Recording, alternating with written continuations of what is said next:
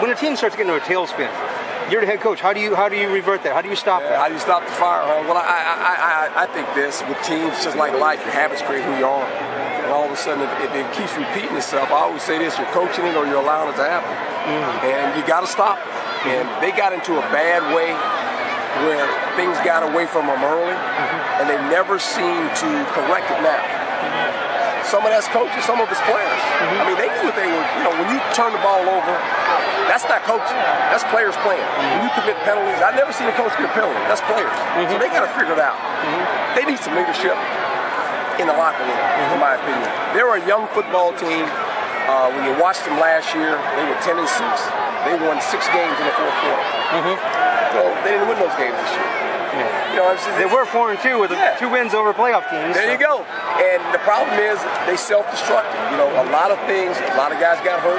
Quarterback didn't play up to his expectations either. So it's fixable. But the players got to fix it.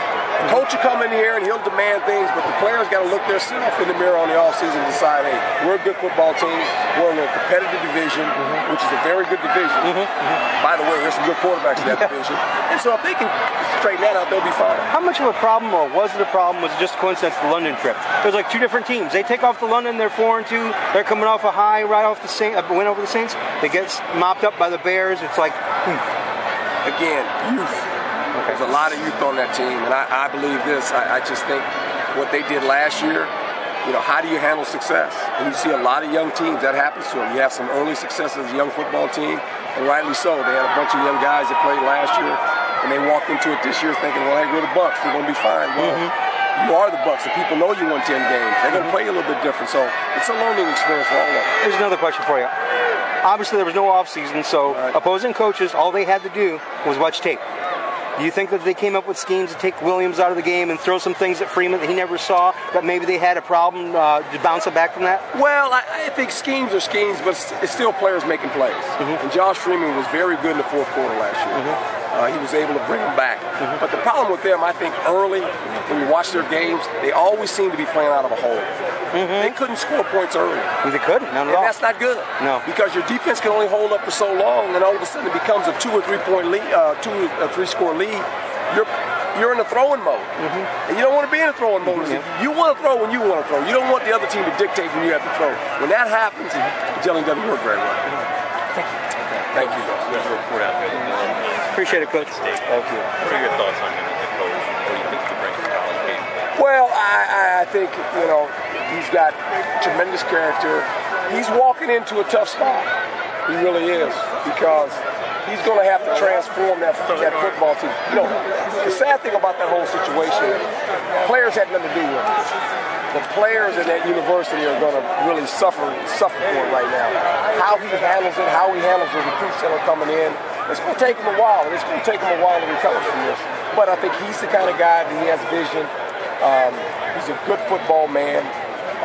He's got a bunch of character. And the players have to realize this, and that university has to realize this.